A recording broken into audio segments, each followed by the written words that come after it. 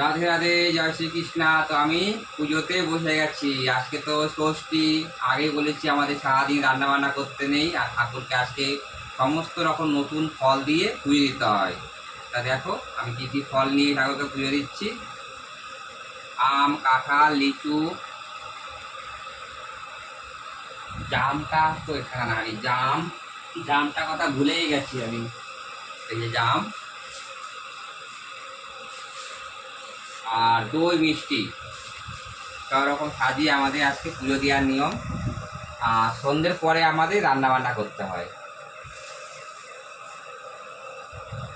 আমার সোনা ভাই অপেক্ষা করছে, বেলা হয়ে গেছে, রবিবার পড়েছে তো, রোববারে তো কাজ থাকে অনেক, জানোই তো।